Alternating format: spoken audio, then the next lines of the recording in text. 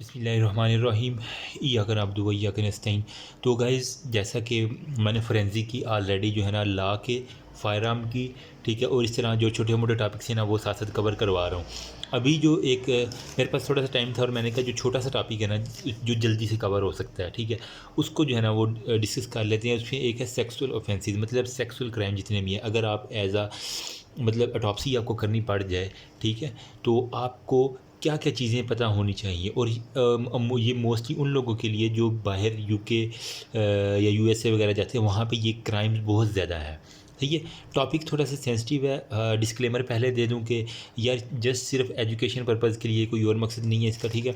और हमारे टीचर्स ने जो है ना हमें बहुत अच्छा पढ़ाया था ये वाला टॉपिक ना, मतलब कि उन्होंने फुली डायग्रामेटेड रिलेटेड जो है ना वो स्लाइड्स दिखा के और फिर हमें बताया था कि कौन से इंपॉर्टेंट क्वेश्चन और कौन से जो है ना वो फेवरेट क्वेश्चन है वाइवा के लिहाज से।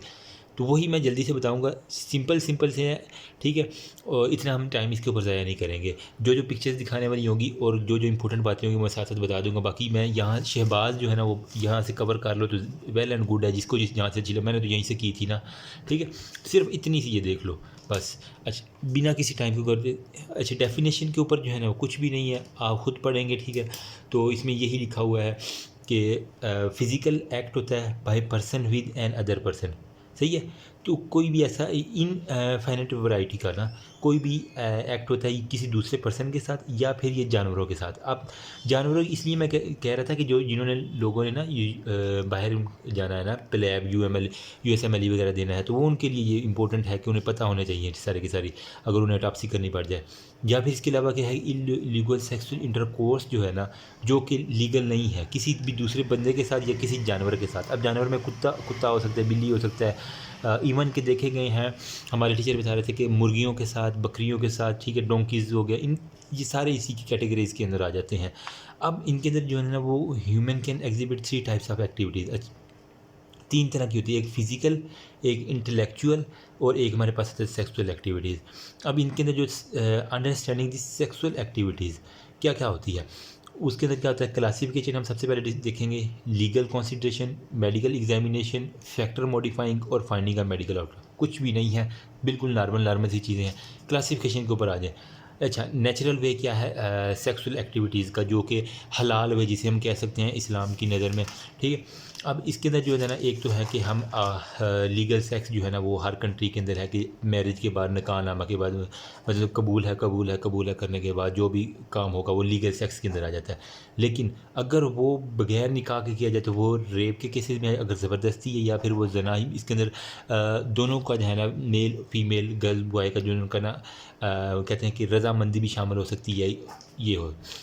इंसेक्ट के अंदर क्या होता है, सेक्स विद प्रोहिबिटेड रिलेटिव, मतलब कि जिस तरह आप कह रहे हैं कि यूरोपियन कंट्रीज़ के अंदर जो है ना वो उनका ये कोई नहीं है कि माँ बहन बेटी भाई, ठीक है, तो उनके साथ जो है ना वो जो रिलेटिव इस्लाम ने हराम किए हुए हैं ना, वो उन्हीं रिलेटिव्स के साथ सेक्स, वो इन्हें हम इंसेक्ट्स कहते हैं। अच्छा, अब अननेचुरल वेज कौन से हैं, ये तो थी हमारे पास नेचुरल वेज, सही है, शादी के बाद, बगैर शादी के, या फिर किसी भी रिश्तेदार के साथ, जो कि हलाल नहीं है। अननेचुरल वे में क्या होता है, सोडोमी हो गया, बेस्टैलिटी हो गया, बक्कल कोटियस हो गया और लेस्बिनिज़म हो गया। छोटे से नाम अजीब अजीब से हैं। आप इसको अगर मैंने थोड़े से गूगल भी करके देखे, मुझे भी हमें जो समझ नहीं आती थी ना उस वक्त से लिखे हुए मैंने, मतलब कि अगर वो एनल सेक्स करता है ना, ठीक है, मतलब वजाइना को छोड़कर कोई एनल, इसे हम सोडोमी कहते हैं। बाकी आप गूगल कर लीजिएगा, जिससे ज़्यादा देखना हो तो वो देख सकता है। बेस्टैलिटी के अंदर क्या होता है कि किसी जानवर वगैरह से, जिस तरह ये होती है ना यूरोपियन गर्ल किसी कुत्ते वगैरह के साथ जो है ना वो वाला सर। अच्छा, बक्कल में क्या होता है कि पिनाइल आर्गन की जो है ना इंसर्शन जो है ना वो माउथ के अंदर होना है। लेस्बियनिज्म क्या है कि वुमेन टू वुमेन जो है ना वो प्लेयर हासिल करने के लिए यही करते हैं, हमें इसी तरह बताया गया। बाकी प्रीवर्शंस क्या होती हैं इसके अंदर, सैडिज्म हो गया, इसके अलावा मास्टरबेशन इसके अंदर एक अहम है, और मतलब खुद लज्जती, आई थिंक गूगल पे आया है इसका, ठीक है। तो मास्टरबेशन आ जाएगा और आर्डिज्म होगा, ये सारी की सारी वही बातें हैं। आप जिसे ज़्यादा जानना हो वो गूगल कर लेगा तो हो जाएगा उसका। हम आते हैं अपने, हमारा किससे कंसर्न है, लीगल कंसिडरेशन के साथ है। मतलब कि हमें एज अ डॉक्टर क्या पता होना चाहिए लीगल इलीगल और इंसेंट की तरह। लीगल सेक्स में क्या होता है, done with the validity of marriage, मतलब फ़ीमेल के लिए 16 साल की उम्र, मेल के लिए 18 साल की उम्र जो है ना वो हदबंदी की गई है। 18 ईयर मेल के लिए, ठीक है, 16 ईयर की, मतलब फ़ीमेल जो है ना वो कह लें कि ज़्यादा हार्ड होती हैं यूँ याद करने के लिए, ठीक है, तो जल्दी वो मतलब सेक्स करने के काबिल हो जाती है। मेल जो है ना वो 18 प्यूबर्टी के लेवल पे जाके जो है ना वो उनकी, तो हम उन्हें अलाउ करते हैं कि वो अब मैरिज कर सकती हैं और जो है ना वो मतलब फर्टाइल एक कंडीशन होती है ना जिसे हम कहते हैं। अगर कुछ 16 साल से कम उम्र, कुछ कबीले ऐसे थे पाकिस्तान में भी, आपने अमूमन न्यूज़ में देखा होगा, वो 16 साल से कम बच्चियों की शादी कर देते हैं। तो वो क्या होता है फिर कोई शक नहीं इसके अंदर कि अगर वो प्रेग्नेंट हो भी जाए ना तो उन्हें बहुत ज़्यादा कॉम्प्लिकेशंस होती हैं। देखो अब एक जो है ना उनका रिप्रोडक्टिव साइज़ जो है ना वो होता ही छोटा है ऑलरेडी।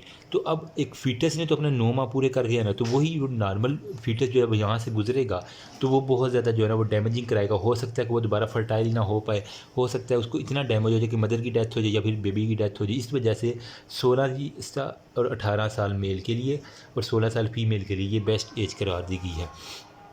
और लॉ के अंदर क्या कहते हैं कि difference between ages marriage culture हो गया, वही बात कहते हैं यूनियन ऑफ द मैरिज होता है। अच्छा, चाइल्ड मैरिज जो है ना वही जिसकी मैं बात कर रहा हूँ, 1929 में जो है ना प्रोहिबिट किया गया था the marriage of the children before the attachment of majorities and lay punishment for parent and guardian होगा। कुछ गार्डियन और पेरेंट्स जो होते हैं ना वो जल्दी से उनकी शादी करवाने पर तुले होते हैं, तो वो जो है ना उनको रोकने के लिए ये चाइल्ड मैरिज एक्ट जो है ना वो करवाया गया। नेक्स्ट हमारे पास है डिसोल्यूशन ऑफ मुस्लिम। जल्दी से मैं इसीलिए कर रहा हूँ कि कोई इतनी इंपॉर्टेंट बातें नहीं हैं ये, सिंपल आपको ये एक दफ़ा रीड कर लेंगे तो नॉन अवेलेबिलिटी ऑफ हस्बैंड, मतलब डिसोल्यूशन ऑफ मुस्लिम मैरिज। अच्छा, इस्लाम ने ख़वातीन को इख्तियार दिया है कि वो अपने शोहर से जो है ना वो खुला, जिसे हम कहते हैं ना खुला ले, लीगल कैंसिलेशन ऑफ मैरिज जिसे हम कह सकते हैं। क्या होता है कि अगर शोहर बाहर गया किसी मालिक और वापस ही नहीं आया तो इस सिलसिले में जो है ना वो कि कैंसिल हो सकती है वो लीगल मैरिज, और औरत को इख्तियार मिल जाता है कि वो दूसरी शादी कर सके। या फिर उसका जो है ना पार्टनर वो failure to perform sexual intercourse, वो इस काबिल ही नहीं है कि वो सेक्सुअल इंटरकोर्स कर सके, ठीक है, मतलब इम्पोर्टेंट जिसे हम कहते हैं ना, ठीक है, कि छुट्टी कर वो वाली बात है। या फिर फिज़िकल और mental cruelty towards the wife, कि वो पागलपन सच जाहिर कर रहा है, इंसैनिटी ऑफ दी हस्बैंड, वही आ जाता है कि वो पागल है, उसे पता ही नहीं है कि उसके बीवी के हकूक़ क्या हैं। तो इस तरह की कंडीशन के अंदर उसे पागल खाने में दाखिल कराएं या उसे बीवी के साथ अटैच करें। पाकिस्तान में ये होता है जो थोड़ा सा पागल होता है कहते हैं कि शादी का तो ठीक हो जाएगा, ये क्या रीज़न हुई, जिसकी बेटी लेके आनी है वो उसको ज़िंदगी तबाह कर देगा वो। अच्छा, मुस्लिम फैमिली में ऑर्डीनेंस में 1961 के अंदर जो है ना पाकिस्तान के अंदर ऑर्डीनेंस जो बना था उसके अंदर जो है ना वो एग्जिस्टिंग मैरिज परमिट करता है कि सेकंड मैरिज वो कर सकता है अगर तो वो स्टीराइल है या फिज़िकली जो है ना वो एग्जिस्ट नहीं करता, ठीक है, मतलब बाहर गया और बस चला ही गया, वापस ही नहीं आया, बीवी को धोखा दे के चला गया। तो अब ये तो नहीं है कि बीवी सारी उम्र उसकी सोग में बनाती रहे, उसे इख्तियार दिया गया है कि अगर या तो वह स्टीराइल है, मतलब बच्चे पैदा नहीं कर सकता, या उसके अंदर ये सलाहियत नहीं है इंटरकोर्स की, तो वो बीवी को इख्तियार दिया, यही है। अच्छा, इट शुड बी हेट्रोसेक्सुअल, मतलब मेल फीमेल, फीमेल या मेल हो गया। ये क्या है, कोड ऑफ कंडक्ट है। कंसेंट मस्ट बी टेकन, इजाज़त लेनी पड़ेगी, मैच्योरिटी होनी चाहिए पार्टनर की, registration on pronouncement of the marriage, मतलब बाकायदा ऐलान किया जाए विद इन दी परमिशनेबल रिलेशनशिप, कि पर ये ना हो कि वो किसी खाला के साथ कर रही है, यही कि किसी दूसरी जगह पे जहाँ पे उसको अलाउ हो वहाँ पे कर सके। अच्छा, अब यहाँ पे फिर वो कह रहा है कि सिचुएशन जो होता है ना वो इलीगल सेक्स में वही कह रहा है कि ज़िना होगा, ज़िना बिल जबर हो गया। उसके बाद रेप में क्या होता है कि अनलॉफुल इंटरकोर्स बाय मैन। अच्छा, ये जितने भी रेप के केसेस हैं इसके अंदर मैन का रोल जो है ना वो हमेशा समझा जाता है, क्योंकि होता ही एक्चुअल में एक्टिव रोल मैन का ही होता है कि पिनाइल की जो है ना सारी एक्टिविटीज़ मैन की तरफ से परफॉर्म होती है, फीमेल तो जस्ट वो कंसीव करना है ना। हिज वाइफ इज़, या तो फिर रेप के अंदर क्या हम किस किस चीज़ को कहेंगे, अगर तो उसकी वाइफ जो है ना मतलब इवन की शादी होगी लेकिन वो 15 साल से कम है तो हम कहेंगे कि इसने रेप किया। या फिर अगर वो 16 साल की आई है लेकिन उसकी इजाज़त या बगैर मतलब गर्लफ्रेंड ने जो है ना वो उसकी चिकनी चौपड़ी बातों में आ गई, या फिर उसकी वो बगैर ही उसकी इजाज़त के ना उसे कुछ नशावर चीज़ पिला दी, टेकन बाय अनलॉफुल मीन हो गया, ठीक है, या फिर उससे कोई ना ब्लैकमेल करके कंसेंट ली जाए तो इसको भी हम रेप के केसेस में करेंगे, ठीक है। या फिर इंटॉक्सिकेटेड हो गया, अनकॉन्शियस, मतलब से कोई चीज़ खिला पिला के, या फिर वो पागल है ऑलरेडी तो उसके साथ भी जो है ना वो हो जाना, तो वो with the movement with fast impersonification of age her husband, मतलब किसी दूसरे बंदे को ना अपना हस्बैंड समझ के जो है ना उसके साथ जो है ना वो जो भी अनलॉफुल इंटरकोर्स होगा उसे हम रेप के केसेस में लेके आएंगे, हालांकि वो उसका एक्चुअल में नहीं होगा। पनिशमेंट में क्या है, इसकी पनिशमेंट जो है ना वो इस्लाम ने मुकर्रर कर रखी है, आपको भी पता होना चाहिए कि लाइफ इम्प्रूवमेंट ऑफ या फिर 10 या सारी ज़िंदगी के लिए, या फिर 10 साल के लिए, या अनलिमिटेड फ़ाइन, बस हर साल वो फ़ाइन देता ही रहेगा, या फिर 10 साल जो होते हैं ना वो उसको कैद वगैरह करवा के। If women is his own wife, अगर वो उसी की बीवी है, above 12 year but below 15 year, then 2 years imprisonment और फाइन और बोथ हो गया, सही है। उसकी जो है ना वो अगर बीवी अंडर एज है तो फिर उस बंदे के ऊपर जो है ना वो 2 साल जो है ना वो उसके ऊपर फ़ाइन हो सकता है, या फिर इम्प्रूवमेंट हो। इम्प्रिजनमेंट जो होते हैं ना वो मतलब कैद की आप कह लें, ठीक है, इसी कैद उसको कर दी जाएगी। रोल ऑफ कंसेंट किस तरह का होती है, before the act of coitus, मतलब कि वही कि मिलाप से पहले जो होता है ना वो से कंसेंट ली गई है। Consent is one which one is free हो गया, वॉलंटरी हो गया, when women is in full possession of her senses, मतलब अगर अपने पूरे सेंसेस के अंदर हो तो वो सारी की सारी कंसेंट। कंसेंट इज़ इनवैलिड, जब इजाज़त नहीं होती, मतलब वो नहीं दे सकती इजाज़त, वो वोमेन जो है ना वो सेक्सुअल जो इंटरकोर्स है जिसकी भी वो है, when she is under as, या तो वो उम्र में कम है, या फिर मेंटली रिटार्ड है, या फिर वो स्टूपिड है, ठीक है, या फिर उसको फ्रॉड के ज़रिए या किसी दूसरे पर्सन ने कुछ ऐसी चीज़ लगा लू के, या फिर ऑब्टेन्ड आफ्टर दी एक्ट हो गया, या फिर उसे ना करने के बाद जो है ना उसका अब तुम कंसेंट दे दो। एज ऑफ कंसेंट कब कब जो है ना वो वैलिड कंसेंट वो कहता है कि earliest age at which girl can give the valid consent, वो एज जिसके ऊपर वो गर्ल देती, 14 ईयर अंडर द लॉ, ठीक है, 14 साल के नीचे जो है ना वो इन इस्लामिक लॉ में जो है ना with any other women not his wife whenever may be age consent is punishable. गोरों का इसीलिए तो मैं कह रहा हूँ ना कि गोरों ने जो है ना वो जो अपने बनाए हुए कानून के 14 साल की लड़की ना वो फ्री है कि वो इजाज़त दे के जो है ना इंटरकोर्स करवा सकती है, ठीक है, अपने बॉयफ्रेंड से जो भी। लेकिन जो इस्लाम है ना वो तो इसकी इजाज़त हरगिज़ नहीं देता जब तक कि वो उसकी वाइफ ना हो, ठीक है। एज ऑफ रेप में क्या कह रहा है कि वन कैन कमिट और टू बी रेप्ड में काज भी, अच्छा जिस एज के ऊपर जो है ना वो उसके साथ रेप हुआ वो उसका हम मेल के अंदर जो है ना वो हम जो बच्चा 7 साल से कम है ना, देखो यहाँ पे मैं लिख देता हूँ, अगर तो 7 साल से कम है तो जो मर्ज़ी कर लो, वो बेचारा रेप कर ही नहीं सकता, वो बेचारा खुद अपने पाँव पे नहीं खड़ा हो सकता, उसका क्या खड़ा होना है, ठीक है। तो वही यही है कि 7 साल से कम जो है ना वो एज का बच्चा, उसके ऊपर जो है ना ये लागू नहीं होता। हाँ, 7 से 12 साल तक जब नमाज बंदे पे फ़र्ज हो जाती है ना, ठीक है, तो वो उस तरह रिस्पॉन्सिबल हो सकता है फॉर दिस एक्ट, उसको बरगलाया गया हो या फिर कोई भी, लेकिन वो हो सकता है। अब यही वो बात कह रहा है कि फ़ीमेल के लिए जो थे ना वो कोई एज नहीं है, no age of bearing commission. अब वो कोई छोटी बच्ची भी हो सकती है जिस तरह ज़ैनब केस में रेप केस हमने देखा, या फिर कोई बूढ़ी खातून भी हो सकती है, यही बातें हैं। रेप एंड जेंडर में वही कहता है, रेप इज़ एन ऑफेंस हो गया which can be committed by a man हो गया, वही है, मैन को हर जगह ना मेन रोल जो होता है ना वो मैन का ही होता है, फीमेल का जो है ना वो ना होने के बराबर, या फिर बात जस्ट जो है ना वो एक साथी के तौर पे आप कह रहे हैं। Rape and degree of penetration वही क्या, depth of penetration, seminal emission हो गया, रैप्चर ऑफ हाइमन। अब आपको हाइमन का पता होना चाहिए।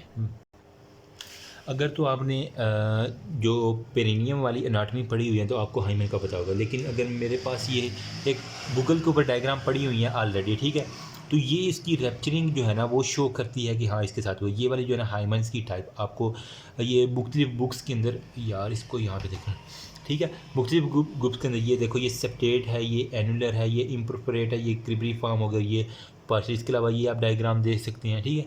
तो बस ये ज़्यादा नहीं दिखाऊंगा, फिर यूट्यूब वाले एतराज़ करेंगे हमें। तो बस यही है कि जो है ना इसकी सारी की सारी जो है ना वो पेनिट्रेशन वगैरह जो है ना रैप्चर कितनी रैप्चर हुई उसको हम अंदाज़ा लगा सकते हैं। और इसके अलावा disproportion of the sexual organ, कितना वो डिस्प्रोपोर्शनेट अपने हुआ है। पेरिनियल टेयर्स हो गया, मतलब कंट्यूजन ऑफ द लेबिया हो गया, ठीक है। लेबिया मिनोरा और मजोरा की जो है ना वो कंट्यूजन देख ली जाती है, पेरियनल एरिया पे फोल्ड्स को देख लिया जाता है, वो सारी। देखिए आपकी आँख होनी चाहिए, बाकी बंदे की बॉडी खुद बताती है कि मेरे साथ ये हुआ है। हमारे टीचर ये कहते थे। रेप एंड रेजिस्टेंस में क्या है कि एज हो गया, बुल्ड हो गया, हेल्थ हो गया, सोशल स्टेटस, वो सारे का सारा जो है ना वो इसी के अंदर आ जाता है। बाकी आप देख लीजिएगा। डेंजर ऑफ दी रेप में क्या होता है, शॉक हो सकता है, हेमरेज। ठीक है। अब ये एक इम्पोर्टेंट चीज़ है कि रेप के दौरान क्या क्या कॉम्प्लिकेशंस हो सकती है। एक नंबर पे वो लड़की जो है ना वो शॉक के अंदर जा सकती है। उसको जो डर होता है कि आप पता नहीं मेरे साथ ये क्या कर देगा, तो यही डर जो है ना वो उसको ले डूबता है और वो शॉक के अंदर जा सकती है। और वैन में सर्वाइव में हर, या फिर अगर वो बच भी जाए ना तो वो मेंटली तौर पे सारी उम्र के लिए ना वो डरी डरी रहती है, वो किसी से बात नहीं करेगी, वो यही कहेगी। हेमरेजेस में क्या है, जेनिटल इंजरी से जो है ना वो उसकी ब्लीडिंग ज़्यादा हो जाएगी जेनिटल ऑर्गन के अंदर। ठीक है, वजाइना से तोड़ फोड़ इतनी ज़्यादा होगी, या फिर सफोकेशन।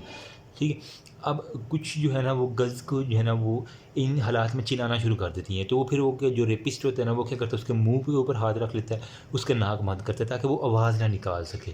तो यही जब वो 2-3 मिनट तक ऐसे रखेगा तो वो लड़की तो जान से गई ना। तो वो भी एक मेजर काज है कि वो शॉटिंग से बचाने के लिए सफोकेशन करवा देता है, उसकी डेथ हो जाती है। इसके अलावा स्ट्रेंगुलेशन में क्या होता है कि वो जो है ना वो विक्टिम को ना रेप करने के बाद जो है ना वो मार देता है अपनी जो है ना वो डिज़ायर को, जब जो भी भड़ास निकालने के लिए। सुसाइड में क्या करता है कि जब वो रेप कर चुका होता है तो घर में एंड हर लाइफ वो चाकू से अपने आप को मार लेती है, या फिर कोई ऐसी पिल्स खा लेती है जिससे उसकी डेथ हो जाती है, कि क्योंकि वो कहती है कि मुझे जीने का हक ही नहीं है। डेंजर ऑफ रेप में ये सारी की चीज़ें पता होनी चाहिए आपको। अच्छा, फाइन रेप में कुछ जो होता है ना वो 2 नंबर औरतें होती हैं, वो क्या करती हैं किसी ग्रोइंग पर्सन को जो है ना वो डॉज करने के लिए, उसकी तरक्की को कम करने के लिए दूसरे लोगों से पैसे लेके, ठीक है, उस तरक्की करने वाले बंदे के ऊपर इल्ज़ाम लगा देती है, pretending to be have been raped. इन्हें हम कहते हैं फाइंड जो होता है ना रेप। अब इसके अंदर क्या होता है, कंसेंटिंग वोमेन जो होता है ना, व्हेन हर पेरेंट्स फ्रेंड्स सा हर इन दी एक्ट में शी में प्ले टू विक्टिम हो रहे हैं। जब उसके पेरेंट्स वगैरह उसको देखते हैं ना तो वो इस तरह शो करते हैं कि मेरे साथ जो रोना शुरू कर धाड़े मार मार के। When she become pregnant out of illicit relationship to prove her innocence होगा, she may plead that she has turn of the, मतलब कहीं और उसने वो काम करवाया हुआ लेकिन इल्ज़ाम किसी और के ऊपर लगा दिया। ये यही होता है ना 2 नंबरी की बात मैं बता रहा हूँ। ब्लंट इंस्ट्रूमेंट, वो क्या करेगी, कोई इंस्ट्रूमेंट अपने जो है ना वो वजाइना के अंदर मार लेगी जिससे उसको कहेगा इल्ज़ाम लगाने के लिए ना, या फिर वो मिर्चें डालेगी। मिर्चें डालने से क्या होगा, उसकी जो वजाइना वो इतनी ज़्यादा रेडिश हो जाएगी और जलन होगी कि वो हर चीज़ तबाह व बर्बाद करना शुरू कर देगी। या फिर क्या होगा, स्टेनिंग जेनिटिलिया एंड अंडर क्लॉथेज जो है ना, अंडा जो होता है ना मुर्गी का अंडा, उसके अगर वो वाइटिश वाइटिश हम निकाल दें तो वो अगर आप उसको फील करें तो वो जस्ट लाइक जो वजाइनल डिस्चार्ज है उससे मिलता जुलता है। तो वो अपने कपड़ों पे वो लगा लेगी ताकि प्रूव कर, या फिर किसी जानवर का खून लगा लेगी, मुर्गी का खून लगा लेगी, ठीक है, या फिर मुर्गी के अंडे को तोड़ के अपनी बॉडी पे लगा लेगी ताकि ये कर सके कि मेरे साथ कुछ हुआ है। ठीक है, ये सारे मेडिकल क्वेश्चन क्या क्या हम कर सकते हैं, रेप और रेजिस्टेंस, ठीक है, rapping a women in deep sleep. Medico legal question क्या क्या हो सकते हैं रजिस्टर से के बारे में। अच्छा, डीप स्लीप में जो खातून सोई हुई है तो उसके साथ रेप नहीं हो सकता, क्यों, क्योंकि इस दौरान वो जाग जाएगी, ज़ाहिर सी बात है, वेकअप हो जाएगी। वही एक बात कहता है एनेस्थीसिया एंड रेप चार्ज में, मतलब कभी कभार एक ऐसा होता है कि कुछ जो है ना वो अताई डॉक्टर वो ऐसी जो है ना वो नशा दे के एनेस्थीसिया दे के रेप कर देते हैं। तो वही इसी वजह से उन्होंने ये बनाई है फोरेंसिक के अंदर कि उनके लिए फिर अलग से है कि वो हम फिर डिटरमाइन कर लेते हैं हाँ इसके साथ हुआ कि नहीं हुआ। मैं आगे सारे बताऊंगा आपको। रेप ऑफ फाल्स फ्रॉड के ज़रिए जो है ना उसको किसी और जगह पे नौकरी का चांस दे के, जिस तरह भी ज़ुबैर गवर्नर सिंध की आई थिंक वो वीडियो लीक हुई पड़ी थी, ठीक है। इसके अलावा फिर इनोसेंट गर्ल जो थे ना वो यंग एज में उनको सब मिस प्रेग्नेंट फैक्ट हो गया, और या फिर death during sexual intercourse through rear it is not impossible हो गया। वही है कि hazard of the rape, death following rape, death होने की क्या क्या वजह है। एविडेंसेस क्या क्या हमें मिल सकते हैं, जल्दी से बता देता हूँ। एविडेंसेस में ये है कि there is evidence recent sexual intercourse को हम देख सकते हैं। इसके अलावा engage which will the victim और रेंडरिंग कितनी हुई है, मतलब वो मेंटल स्टेट के ऊपर सेक्सुअल एक्ट मेल आया कि कैपेबल भी था कि नहीं था, ठीक है। और इसके अलावा एज और मेंटल स्टेट को बहुत ज़्यादा हम डिटरमाइन करते हैं। फ़िज़िकल एंड अदर फाइंडिंग जो है ना वो सारी की सारी नेक्स्ट आ रही हैं, हम डिस्कस करते हैं। वीडियो काफ़ी लंबी हो गई है, जल्दी से यार कवर करने की कोशिश करते हैं। इसको बहुत अजीब सा है, बोरिंग सा। बोरिंग तो नहीं होगा, लेकिन थोड़ा सा ये ज़रूरी भी है आपको जानने के लिए, ताकि कल को आपके पास कोई पेशेंट है तो आपको पता होना चाहिए। ये सारे के सारी 2 नंबर औरतों का भी, ठीक है, और ये जितने भी रेप के केसेस हैं मेल फीमेल, और ये सारे के सारी कि उसके साथ कौन सा एनल सेक्स हुआ है, ओरल सेक्स हुआ है, ठीक है, वुमेन टू वुमेन लेस्बियन हुआ, या फिर कोई मास्टरबेशन की हुई है, या फिर इलीगली हुआ, इलीगली। सर नेक्स्ट वीडियो में आ जाए बाकी।